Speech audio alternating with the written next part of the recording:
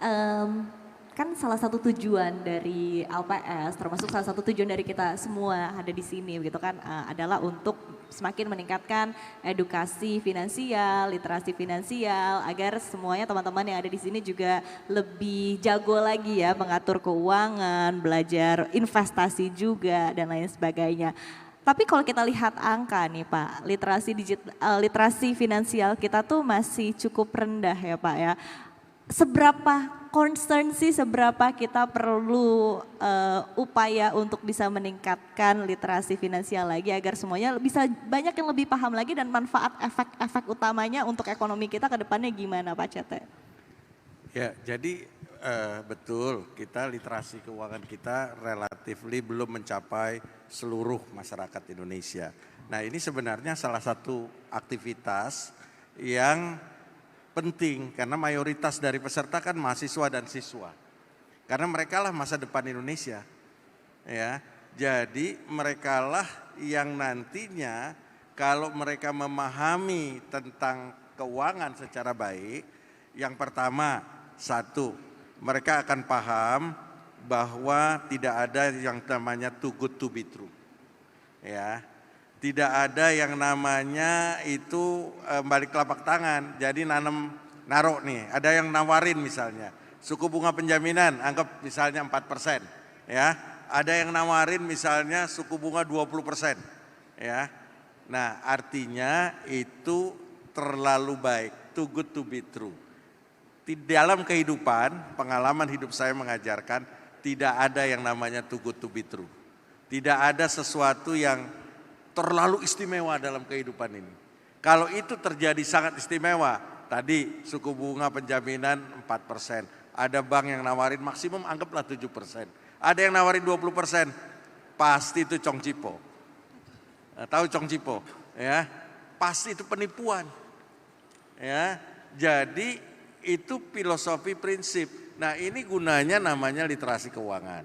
Jadi satu, menghindari dari yang namanya penipuan-penipuan. Kita tahu kan ada arisan ini, ada ini Pak Gajati kerjaannya urusannya banyak, urusan begini nih. Ya gitu. Jadi laporan ke polisi, laporan kemana, ini kejadiannya banyak. Jadi dengan literasi ini satu, kita menghindari. Ya, namanya orang tidak mengerti, kalau tidak mengerti itu bisa ditipu. Kalau dia mengerti dia tidak bisa ditipu. Itu yang pertama.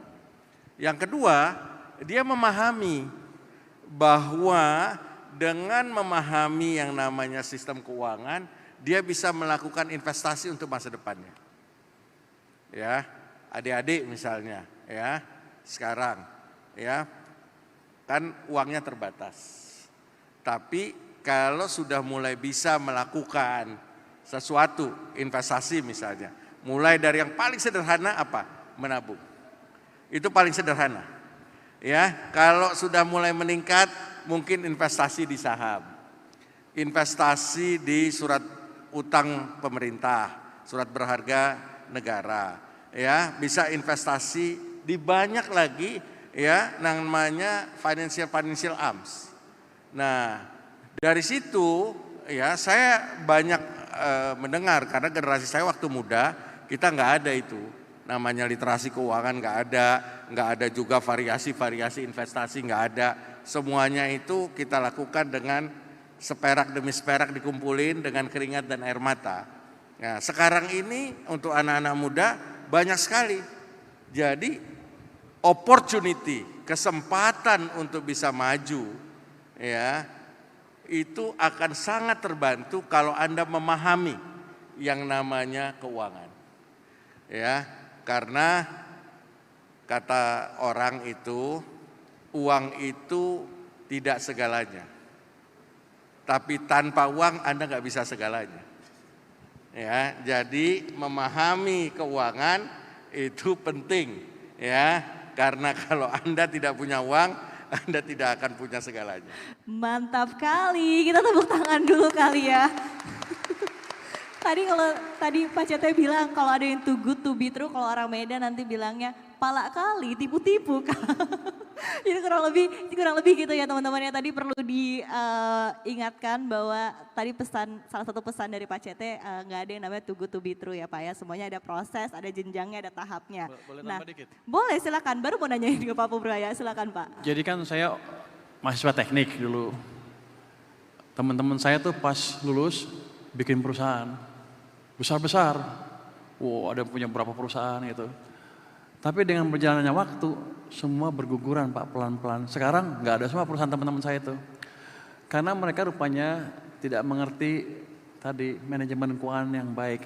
Jadi teman-teman yang kalau ada orang teknik di sini, jangan lupa belajar juga tentang manajemen keuangan. Nanti kalau nggak Anda buat perusahaan, pasti bangkrutnya. Nah ini dia mau ditanyain langsung ke Pak Purbaya ya. Sebagai seorang yang ahli gitu kan. Sebetulnya kita belajar keuangan itu harusnya mulai dari mana sih Pak? Karena kan banyak banget nih tahapannya, mulai dari nabung, terus ada yang namanya investasi, belum kata orang tuh juga kita harus punya asuransi misalnya gitu kan. Itu kan tahapannya ada banyak tuh Pak. Strateginya mungkin yang bisa di teman-teman pelajarin tuh gimana? Ala Pak Purbaya. Saya belajar juga telat. Saya baru belajar setelah kenal Pak Sete, oh ternyata kok jadi kaya begini. Baru nyontek dikit-dikit. Basically kalau saya pikir sih, sekarang kan banyak sekali media. Banyak influencer. Banyak yang bagus, banyak juga yang jelek. Jadi mungkin pertama ya kalau melihat influencer, ikutin influencer yang pinter-pinter, yang bagus-bagus, yang sudah terkenal. Apalagi kalau Pak Sete ngomong mana, ikutin aja. Dia ngomong apa, kemudian dicari literaturnya untuk memperdalam ilmunya. Dan kalau mahasiswa sekarang nih, kalau mahasiswa ekonomi kan udah jelas bisnis kan. Kalau yang teknik, mulailah baca buku-buku investasi sedikit-sedikit, ke finance sedikit lah, biar ngerti sehingga ketika lulus mereka udah siap. Jadi pada dasarnya sih strateginya adalah, kalau saya waktu itu ya, yang paling gampang dulu nabung, seperti apa saya tadi ya. Habis itu berani dikit ada uang lebih, sisihin separohnya, main beli obligasi pemerintah yang retail. Habis itu punya lebih sedikit lagi, beli saham. Punya sedikit lagi kita belah, berani main kripto. Tapi gini, semua investasi yang beresiko itu harus dibekali dengan ilmu yang cukup.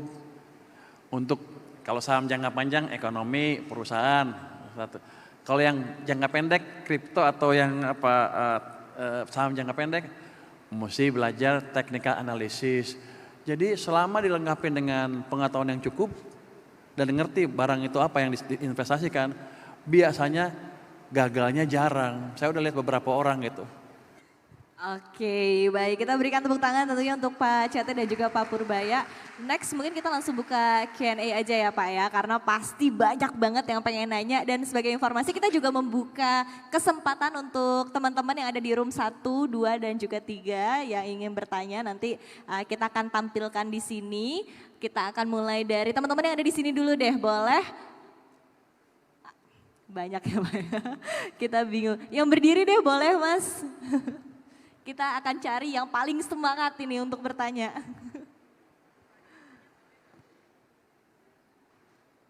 Udah dipilih, ini dulu Pak, sebentar. Oke. Boleh tolong sebutkan nama, asalnya, sekolah atau universitas, dan boleh sebutkan pertanyaannya. Cek. Perkenalkan, nama saya Hafiz Afgan Ciptaning. Saya berasal dari SMA Unggulan CT Arsa Foundation Deli Serdang. Jadi Pak, pertanyaan saya, mengapa LPS tidak menjamin semua jenis investasi seperti saham atau reksadana, dan bagaimana kebijakan LPS mengenai suku bunga di pinjaman deposito?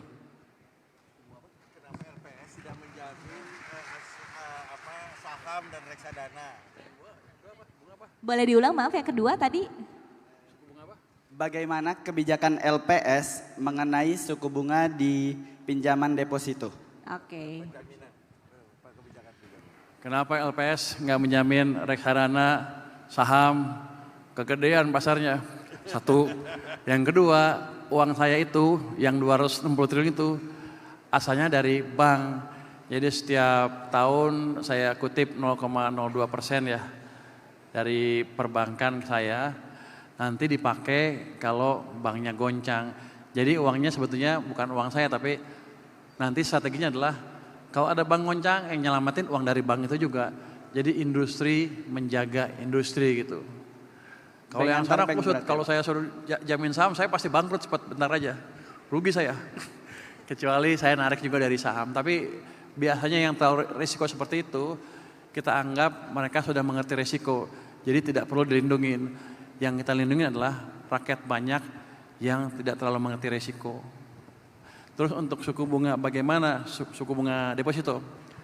Jadi gini, setiap bulan kita evaluasi bunga di pasar berapa sih? Nanti ada rumusnya tuh, dari situ tingkat bunga penjaminan yang pas berapa. Biasanya sedikit di atas bunga pasar ya. Hanya begitu aja segampang itu. Tapi kadang-kadang kalau kita lagi nakal juga kita naikin tanpa rumus.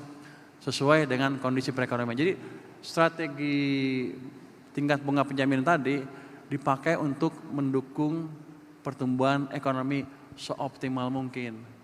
Itu. Terima Oke. kasih ya Pak. Sudah terjawab, terima kasih, selamat untuk penanya pertama di